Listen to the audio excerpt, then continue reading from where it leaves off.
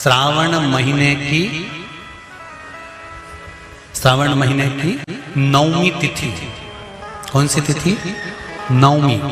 चाहे शुक्ल पक्ष की हो चाहे कृष्ण पक्ष की हो। 7 दुर्वा। कितनी दुर्वा? 7 दुर्वा अशोक सुंदरी वाली जगह पर चढ़ाकर, शंकर भगवान के ऊपर चढ़ाकर, गणेश जी के चरणारविंद को लगाकर उसको लेकर आना है।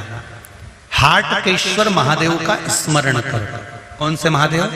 हाटकेश्वर महादेव। उसको लेकर आइए। उदर में, पेट में रोग हो, बीमारी हो, बहुत ज्यादा तकलीफ हो रही हो, शरीर के अंतर्गत एसिडिटी रहती हो या पेट के अंतर्गत कोई ना कोई बीमारी बनी ही रहती हो, उसको भादों के महीने में, कौन से महीने में? भादों के महीने में किसी भी दिन सुबह के समय जब आप वो दुर्वा लेकर आए, 5 दिन 6 दिन 7 दिन में एक एक कर कर खाली पेट उसको चबा चबा कर खा लो और पानी पी लीजिए। करना पड़ेगा श्रावण महीने में, खाना पड़ेगी भादों में। चतुर्मास में चारों महीनों का बड़ा बड़ा महत्व है। कभी आपको एक स्मरण रहा हो कि जिस नारी के, स्त्री के रजोधर्म से जुड़ी हुई या पुरुष वर्ग में भी कहीं ना कहीं किसी ना किसी रूप में इस उदर से लेकर एड़ी तक के बीच में जो भी तकलीफ होती हैं उससे जुड़े हुए के लिए भी सावन के महीने में एक प्रयोग आता है। उसको कर लेने से संपूर्ण जीवन समय में ये नाभि कोश से लेकर एड़ी तक के बीच में कभी तकलीफ हो ही नहीं सकती। और वो जल शंकर भगवान को शूलपाणेश्वर महादेव के नाम से चढ़ाया जाता है। कौन से महादेव के नाम से? शूलपाणेश्वर महादेव। शूलपाणेश्वर, उसका भी स्थान है कि वो जल कहां चढ़ता है। तो पहले तो नवमी तिथि का दुर्वा प्रयोग भगवान शंकर को समर्पित करते हुए, अशोक सुंदरी वाली जगह पर समर्पित करते हुए श्री गणेश जी महाराज को कहकर, आपको याद होगा जिस समय पर श्री गणेश जी महाराज कुबेर जी महाराज के घर में भोजन करने गए थे, सारा अन्न भगवान गणेश जी पा गए थे, तब शंकर भगवान ने दुर्वा भेजी थी। ये दुर्वा जब गणेश जी को भेजी गई थी तो वो औषधि के लिए भेजी गई थी कि गणेश जी ने ज्यादा पा लिया है तो शरीर में रोग ना हो जाए, पेट में कोई रोग ना हो जाए। तब शिव जी ने भेजी थी अशोक सुंदरी के माध्यम से। इस दुर्वा का प्रभाव रोग मुक्ति के लिए किया जाए। रोग शुक्ल पक्ष की नवमी तिथि, पीला चंदन घिसकर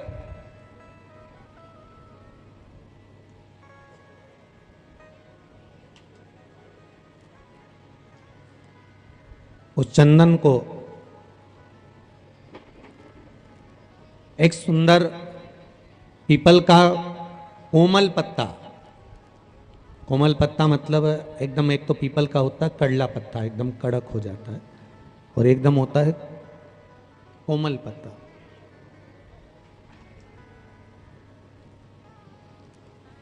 उस पीपल के कोमल पत्ते पर पीला चंदन घिसकर, जो वो चंदन होता है, उस चंदन को घिसकर उस चंदन को उस पत्ते पर रख लें।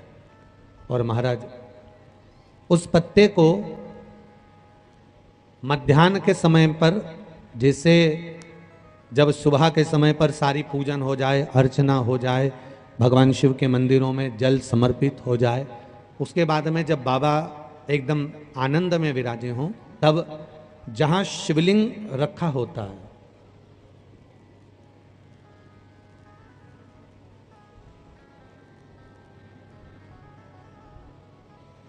जैसे ये शिवलिंग है और ये कटी भाग जहां शिवलिंग रखा हुआ है, इस कटी भाग पर जहां शिवलिंग रखा है उसके पास में ही 3 उंगलियों से चंदन का लेपन उस कटी भाग पर करना है। जो उंगलियां लगी रहेगी उसी को अशोक सुंदरी वाली जगह पर स्पर्श करना है। और अशोक सुंदरी वाली जगह पर स्पर्श कर कर कुछ देर तक चंदन लगे रहने देना है। उसके बाद में उस चंदन को वापस निकाल कर लेकर आना है। कटी भाग पर जो लगाया गया है उसको भी निकाल कर वापस लेकर आना है। फिर बाबा का स्नान नहीं कराना है, केवल चंदन लेकर आना, उसी पीपल के पत्ते पर रखकर एक डिब्बी में उस चंदन को आप रख लीजिए। कुछ दिन जिसकी नेत्र ज्योति कमजोर है, चश्मा लग रहा हो, श्रवण शक्ति कमजोर हो, सुनाई कम दे रहा हो, उसके कंठ से इस ठोड़ी तक उस चंदन का तिलक लगाना प्रारंभ कर दीजिए और नेत्रों के नीचे थोड़ा सा वो चंदन लगाना प्रारंभ कर दीजिए। लगभग 20 से 22 दिन तक आप उसका प्रयोग करिए और एक रुद्राक्ष का जल शिव को समर्पित कर कर उस जल का आचमन करना प्रारंभ कर लीजिए। लगभग 22 दिन लगेंगे। धीरे धीरे फिर जाकर डॉक्टर को जांच करा लेना, नेत्र की ज्योति बढ़ना प्रारंभ हो गई है। पर विश्वास के साथ में, भरोसे के साथ में, क्योंकि सबसे मूल अगर कुछ है तो विश्वास मूल है। मानो तो मैं गंगा मां हूं और ना मानो तो बहता पानी। अगर आपका विश्वास प्रबल होगा, भरोसा अगर प्रबल होगा, विश्वास अगर प्रबल होगा तो भगवान मिलेगा, और अगर विश्वास नहीं है तो परमात्मा नहीं मिल सकता।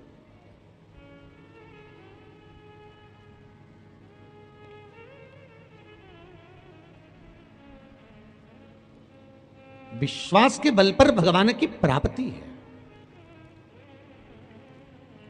विश्वास है तो शिव है। दुख आ गया, आ गया, आ गया। कोई पैसे खाकर चले गया, चले गए। कोई जमीन पर कब्जा कर लिया, कर लिया। कोई रोग आ गया शरीर में, आ गया। घबराना नहीं है, हिम्मत नहीं हारना। कभी मौका मिल जाए तो बेलपत्री का कमल बनाओ, 8 बेलपत्री लो और जरा देखिए, एलईडी पर भी आप लोग देख सकते हैं, टीवी पर भी देख सकते हैं। बेलपत्री का, अष्ट बेलपत्री का कमल दल बनाओ। कमल दल का मतलब है बेलपत्री की सारी डंडियां बीच में हो, पत्तियां चारों तरफ फैली हुई। दुख आ गया, कोई पैसा खाकर चले गया, कोई टेंशन जिंदगी में आ गया, कोई बीमारी आ गई है, कोई रोग आ गया है, कोई तकलीफ आकर खड़ी हो गई है, उसका कोई हल ही नहीं निकल रहा, पूरा घर टेंशन में पड़ा हुआ है, कोई रास्ता ही नजर नहीं आ रहा। 8 बेलपत्री चारों तरफ से उसको घुमाकर कमल दल बना दो। बीच में एक चावल का दाना, उसको हल्दी में थोड़ा सा रंग कर बीच में रखो और उस चावल के दाने के साथ में बेलपत्री को लेकर अपने मन की कामना कर कर चंद्रमौलेश्वर, कौन से महादेव? चंद्रमौलेश्वर महादेव के नाम से यदि वही बेलपत्र, शिव जी के 5 मुख हैं। आप लोग आरती में गाते हो, गुनगुनाओ जरा। एकानंद चतुरा पंचानंद भोले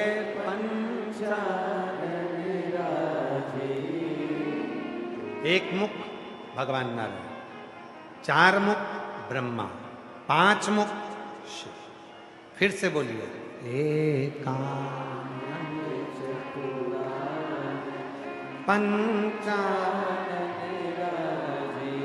भगवान शिव के 5 मुख हैं।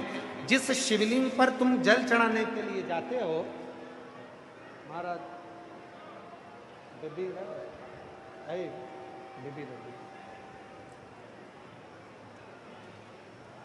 जिन शिव जी को तुम जल चढ़ाने के लिए जाते हो, शंकर जी को जल चढ़ाने के लिए जाते हो, तो तुम दर्शन करते हो। ध्यान देना, जैसे ये शिवलिंग है,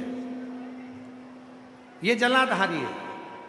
शंकर भगवान के शिवलिंग के 5 मुख, तुम जहां बैठे हो, पूरब, पश्चिम, उत्तर, दक्षिण, शंकर जी के 4 मुख यहां हैं और शंकर जी का 5वां मुख जो शिवलिंग का सबसे ऊपर का भाग होता है, जहां तुम जल चढ़ाते हो, शंकर जी का 5वां मुख आकाश की ओर देखते हुए, पंचम मुख शंकर जी का ऊपर की ओर होता है, ऊपर की ओर। अब कई लोग कहते हैं गुरुजी शिव जी को जल कहाँ बैठकर चढ़ाएं? तो शिव पुराण कहती है तुम्हारी मर्जी पड़े वहां बैठकर चढ़ाओ, बस जहां से जल बहता है उधर से छोड़ दो। बाकी के शंकर जी का जल तुम जहां चढ़ाओगे, अगर यहाँ बैठकर चढ़ाए तो भी स्वीकार किया, यहाँ बैठकर चढ़ाए तो भी स्वीकार किया, यहाँ बैठकर चढ़ाए तो भी स्वीकार किया, खड़े होकर शंकर जी को जल चढ़ाया, आकाश की ओर मुख था शंकर जी का, उसने भी स्वीकार किया। एकानन पंचानन भोले और हंसासन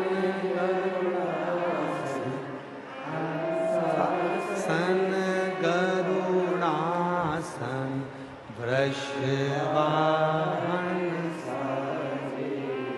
ओम हर हर हर। 5 मुख है शिव जी के। जब आप बहुत दुख, बहुत तकलीफ, बहुत कष्ट है, 8 बेलपत्री लो, बेलपत्री का, अष्ट बेलपत्री का कमल दल बना लो, अष्ट बेलपत्री। जब कमल दल बन जाएगा, हल्दी का चावल का दाना लो और 1 दाना हल्दी के चावल का बीच में रखकर चंद्रमौलेश्वर महादेव का नाम का स्मरण करो। चंद्रमौलेश्वर किसी भी शिवरात्रि पर, हर महीने शिवरात्रि आती है, प्रत्येक महीने में शिवरात्रि आती है, किसी भी शिवरात्रि पर जब तुम चंद्रमौलेश्वर महादेव का नाम लेकर बेलपत्री को, शंकर जी का जो 5वां मुख है आकाश की ओर, उसके ऊपर अर्थात शिवलिंग के ऊपर उस कमल दल को पीले चावल के साथ जब समर्पित करते हो और अपनी हथेली का भाग उस पर रखकर चंद्रमौलेश्वर महादेव का नाम लेकर अपने दिल की कामना करते हो, वो दुख 15 दिन के अंदर समाप्त होना प्रारंभ हो जाता है, उसकी तकलीफ मिटना प्रारंभ। चंद्रमौलेश्वर पानी का मटका, हंडा, भले तुम्हारे घर में नल से पानी आ रहा हो, आरओ का पानी आ रहा हो, तुमने आरओ लगा रखा हो और उसके नीचे एक छोटा सा हंडा, मटका, कुछ भी, छोटा सा घड़ा, कुछ भी रखना जरूर चाहिए। रसोई घर में भले इतना बड़ा हंडा रखो, मटका रखो, घड़ा रखो, कलश रखो, पर रखना जरूर चाहिए। क्यों? उसमें पितरों का स्थान होता है। तो घर में, रसोई घर में कभी परिवार में किचकिच नहीं होती, क्लेश नहीं होता। अगर हंडा भरा हुआ है, हंडा खाली होते होते जब सुबह के समय पर पानी थोड़ा रह जाता है, उस घर में जहां हंडा आधे से ज्यादा खाली हो जाता है, शास्त्र कहता है, भविष्य पुराण कहती है, जहां पानी का हंडा आधे से ज्यादा खाली हो गया, समझ लेना दूसरे दिन रसोई घर में क्लेश जरूर होगा, यह पक्का। इसलिए हंडे की सीमितता देखी जाती है। मटके को, हंडे को, कलश को आधे से ज्यादा भरकर रखा होना चाहिए, भले आधे तक भरा रहे पर आधे से नीचे नहीं जाए। उस घर में अब माताएं पूछती हैं, पंडित जी हमारे घर में बहुत क्लेश है, हमारी बहू सुनती नहीं, बहू के हमारी सास नहीं सुनती। क्लेश हो कहां से रहा? जब तुम लड़की पसंद करके आई, उसका पांव देख के आई, 25 बार फोटो देखा, अपनी रकम तोड़वा तोड़वा के बहू को सोने की रकम चढ़वा दी, खुद ने अच्छी साड़ी नहीं पहनी, 10-10 हजार का सूट चढ़ा दिया, चुन्नी बेस, डब्बा दिया तैयार होने का, चप्पल दी नाप की, चूड़ी का नाप मंगवाया, इतना प्रेम, और घर पे आके जगदम्बा हो गई। कारण क्या है? इतना क्लेश कहां से आ गया? जब तुमने पसंद करी, तुमने देखी, लड़की वालों ने यहां देखा, लड़के वालों ने वहां देखा, जब एक दूसरे को देख के सब बात हुई है, संबंध हुआ, रात रात भर बात चली, फिर क्या हो गया? यहाँ तो रोज फोन लगाती थी, मम्मी ये वाली साड़ी तैयार कर लो, हाँ बेटा कर ले, ऐसी ऐसी बात सास और बहू में चले, चूड़ी का नाप भेज दीजिए, चोली का नाप भेज देना, और मैंने डब्बा तैयार कर लिया, मैंने वीडियो कॉल में दिखाया, देख ले यही है, चप्पल भी लिए, ये भी लिया, चोटी भी ली, गजरा भी लिया, दुनिया का सामान लिया, शादी करी, इन्हें 2-3 लाख रुपए तो गार्डन में खर्च कर दिए, ने लोगों के खूब चटाया, 2-3 लाख रुपए खाने में खर्च कर दिए। गिफ्ट भी दिया मेहमानों को। जब इतना खर्च करा, इतनी जोरदार बातचीत थी, फिर आखिर साल 2 साल में ऐसा क्या हो जाए कि ये जगदम्बा ने ये कात्यायनी हो जाए? कारण क्या? वो कारण तो ढूंढो। अरे बोलो तो सही है कि नहीं है? कारण तो ढूंढो कि कारण क्या है ऐसा, कि क्या कारण हो गया। अब दोष दे नहीं कि माँ ने सिखा दिया होगा, और वो दोष दे, तुम तो अपनी माँ के ही हो, हमारी तो सुनो ही नहीं। अब वो इधर दोष, वो उधर दोष दे। ये दोष देने से कुछ नहीं हो, अपने कर्मों का दोष देखो। ने जरूर झांक कर देखना कि सवेरे सवेरे कहीं हंडा खाली तो नहीं मिल रहा है, पूरा नीचे तक तो नहीं चले गया, आधे से नीचे तो नहीं हो गया। मतलब घर में दूसरे दिन क्लेश तो होना ही है, भले कटोरी के चक्कर में, पानी के चक्कर में, रसोई घर के चक्कर में, रोटी के चक्कर में, चाहे दिन भर में कभी भी होगा, पर 24 घंटे में क्लेश होगा, वो पक्का है। थोड़ा भरा क्यों भरकर रखा जाता है मटका? क्यों भरकर रखते हैं हंडा? क्यों कहा जाता है कि जिस समय वास्तु पूजन होता है, पितरों के लिए पूजन करी जाती है, तो हंडा भरा जाता है, नया कोरा मटका, नया हंडा वास्तु पूजन में भरा जाता है। क्यों?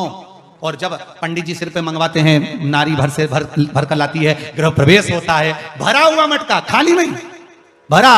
और जब भरवाते तो इतना भरवाते कि उसका पानी उंडेलना चाहिए। वास्तु पूजन का नियम है, जिस समय मटके को भरकर लेके आते हैं घर के अंदर, कलश भरकर लेके आते हैं, वास्तु प्रवेश करते हैं, गृह प्रवेश करते हैं, तो मटका इतना भरा जाता है, उसका पानी बाहर ढुलना चाहिए। और जब लेकर आए तो झलकता हुआ पानी होना चाहिए। नारियल रखे, आम का पत्ता रखे तो पानी गिरता रहे। पर माताएं तो अपने फैशन में नहीं, डेंटिंग पेंटिंग कराए तो पानी गिरा तो वही नाराज हो जाए, बेचारा पंडित जी की हालत खराब कर कि तुमने इतना पानी क्यों भरा, कम नहीं भर सकता था हमारा पूरा।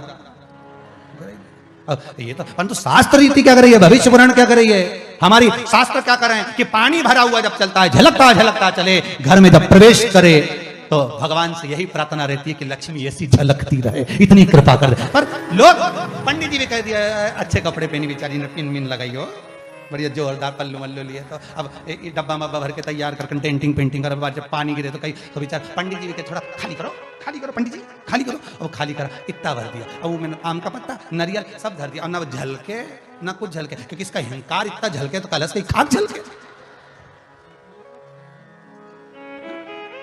ये तो गृह प्रवेश कर रही तो अपने आप को ऐसी समझ रही कि हमारा बराबर कोई नहीं बनाया ऐसी, और ऊपर से फोटो खींचना, अभी इसका अहंकार इतना झलके तो कलश के खाक झलके। अब जो झलकना वो तो झलका ही नहीं, न झुमका झलका, और कहा मतलब का झलका है, सो झलके सो।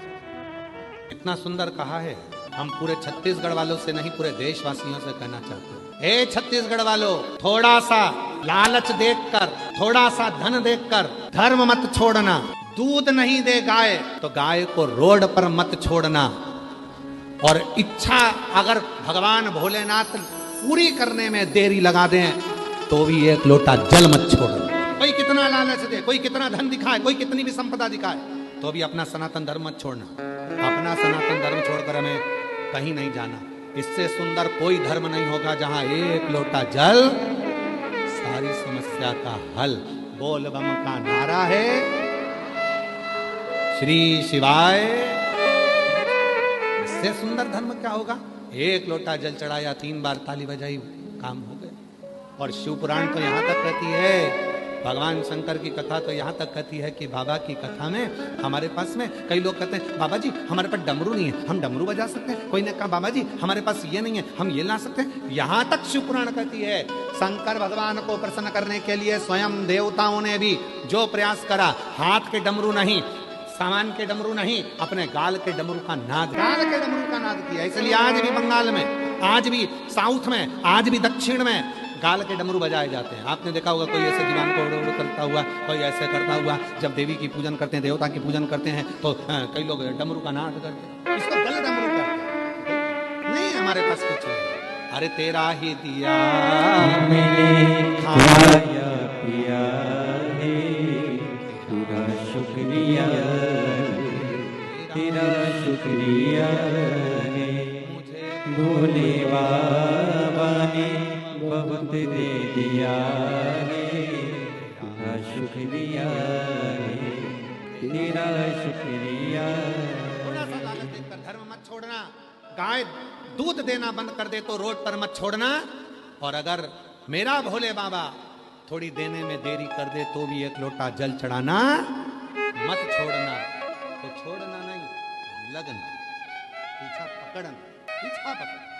भगवान भी सोचता होगा इतना पानी गिरा रहा हूँ, इसके बाद में भी छाता छोड़कर जा नहीं रहा है, टस से मस नहीं हो रहा, वहीं खड़ा छाता ले लेता। आप लोग तो अंदर बैठे हो, आप अंदर बैठे हो, ये पांचों पंडाल में शिव भक्त बैठे हुए हैं, इसके बीच में जो जगह है जरा देखो, ये पहले और दूसरे नंबर के पंडाल के अंदर बीच में जगह है, उस जगह में भी लोग छाता पकड़ के, दोनों ओलतन का पानी आ रहा है, इधर का भी पानी आ रहा है, उधर का भी पानी आ रहा है, और उसके बीच में खड़े, उधर देखिए उधर से पानी आ रहा है, उधर से पानी आ रहा है, तो भी बीच में खड़े, उधर देखो चौथे पंडाल के वहां पर भी ऐसे खड़े हुए हैं। कितनी भक्ति होगी आप। और केवल ऊपर का पानी नहीं, नीचे कीचड़ का पानी भी होगा, पानी पाँव में भी लग रहा होगा, पानी कपड़ों में भी लग रहा होगा, कीचड़ भी लग रहा होगा, पर आपकी भक्ति अविरल है। और ये आप सीहोर वाले बाबा को सुनने के लिए नहीं आए, और सीहोर वाले बाबा की सामर्थ्यता भी नहीं है कि हम आपको कुछ सुना सकें। ये तो स्वयं श्रावण के महीने में जितने श्रवण करने के लिए आए हैं, ये सावन के महीने में जो श्रवण करने आए हो, सुनाने वाला भी मेरा महादेव है, और सुनने वाला भी मेरा महादेव है, और कराने वाला भी मेरा महादेव है, कोई दूसरा नहीं है। एक संबंध जुड़ गया, एक संबंध, परमात्मा, एक रिश्ता। एक बात बताएं आपको, अपने मन की बात है, वैसे बताना नहीं चाहिए, फिर भी हम तुम्हें बता देते हैं। सुनो, पहले हम भी तुम्हारे जैसे ही मंदिर में चले जाते थे, जल चढ़ा देते थे, जैसे सब लोग चढ़ाते हैं वैसे ही हम भी थे। हम भी मंदिर में चले जाते थे, एक लोटा जल चढ़ा दिया, मंदिर धोया, साफ करा, धीरे धीरे धीरे धीरे धीरे धीरे। हमें क्या मालूम था कि भोलेनाथ जी मंदिर में जल चढ़ाने वाले का हाथ पकड़ लेते हैं और उससे अपना रिश्ता बना लेते हैं। इसीलिए मेरी बहनों, मेरी बेटियों, मेरी जीजियों, मेरे जीजाओं, मेरे भाई, मेरे बुजुर्ग माँ बाप, हम आपसे कहते हैं कि आप कुछ मत करो, शिव के मंदिर में जाकर एक लोटा जल चढ़ाना प्रारंभ कर दो, तुम्हें रिश्ता जोड़ने की जरूरत नहीं पड़ेगी। बाबा खुद तुम्हें अपनी बेटी बना लेगा, तुम्हें अपना बेटा बना लेगा, और तुमसे रिश्ता। इतना सुंदर शिव महापुराण की कथा में तुम रुका जी चंचुला देवी को कह रहे, किसी मंदिर में नगाड़ा नहीं बजा सकते, मत बजा। किसी मंदिर में घंटा नहीं बजा सकते, मत बजा। किसी मंदिर में मंजीरा नहीं बजा सकते, मत बजा। किसी मंदिर में जाकर ढोल नहीं बजा सकते, नगाड़ा नहीं बजा सकते, मत बजा।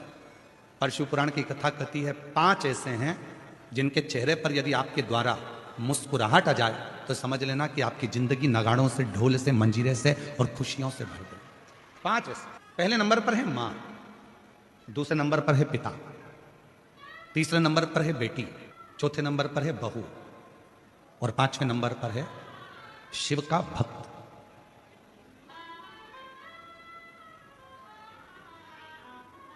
ये 5 है। आप मंदिर में नगाड़ा नहीं बजा सकते, मंदिर में जाकर आप ढोल नहीं बजा सकते, मंदिर में जाके घंटी नहीं बजा सकते, मंदिर में जाके मंजीरा नहीं बजा सकते। दुनिया की यदि सारी खुशियां आपको आपकी जिंदगी में चाहिए तो इन 5 को प्रसन्न रखने का प्रयास करो। इनके चेहरे पर स्माइल होना चाहिए। तुम्हारे घर के बुजुर्ग माँ, तुम्हारे घर के बुजुर्ग पिता, तुम्हारे घर के अंदर रहने वाली बेटी, तुम्हारे घर में आने वाली बहू, और तुम्हारे घर में आने वाला कोई शिव भक्त जिससे तुम मिलो, उसके चेहरे पर प्रसन्नता होना चाहिए। समझ लेना कि तुम्हारी जिंदगी की सारी तरक्की तुम्हारे सामने। घर में माँ की आंख में आंसू है तो तुम मंदिर में कितनी भी जोत लगा लो, मंदिर में कितना भी अभिषेक कर लो, कितनी भी पूजन कर लो, कितनी भी अर्चना कर लो, सुख नहीं मिल सकता। घर के अंदर पिता की आंख में आंसू है तो सुख नहीं मिल सकता। घर की बेटी अगर तुम्हारे लिए रो रही है, घर की बेटी की आंख में अश्रु है तो तुम सुखी नहीं रह सकते। और याद रखना, घर में आने वाली बहू की आंख में यदि आंसू हैं तो तुम खुशी नहीं रह सकते। और कोई शिव भक्त तुम्हारे सामने अपने दुखड़े को कहकर रोए। वैसे तो शिव महापुराण की कथा कहती है कि किसी भी शिव भक्त को कभी किसी के दरवाजे पर जाकर अपना दुखड़ा नहीं कहना चाहिए। क्यों? कभी किसी शिव भक्त को अपना दुखड़ा कभी किसी के सामने जाकर नहीं कहना चाहिए। जो शंकर भगवान को एक लोटा जल चढ़ाते हैं, जो शिव जी की आराधना करते हैं, जो शिव की साधना करते हैं, जो शंकर की भक्ति में डूबे रहते हैं, जिन्होंने शिव महापुराण की कथा पर अटूट भरोसा कर लिया, विश्वास कर लिया, दृढ़ता कर ली, जैसे आप सब लाखों की संख्या में आए हो कथा को श्रवण करने के लिए, आपके अंदर विश्वास है मैं अगर कथा सुनूंगी, 7 दिन पंडाल में बैठकर कथा का तत्व ग्रहण करूंगी और वहां की मिट्टी को अपने हृदय से लगाऊंगी, निश्चित है 3 महीने में मेरा बाबा मेरी झोली भरेगा। यदि तुम्हारे भीतर दृढ़ता है, यदि तुम्हारे भीतर भरोसा है, यदि तुम्हारे भीतर शिव के मंत्र का, श्री शिवाय नमस्तुभ्यम का, ओम नमः शिवाय का, नमः शिवाय का, महामृत्युंजय मंत्र का, शंकर के नाम का यदि भरोसा दृढ़ है, तुम्हारे अंदर विश्वास है, तो ये मानकर चलना कि तुम्हारा नवरात्रि का मतलब होता है कि गोपनीय रूप से शिव की और शक्ति की आराधना करना।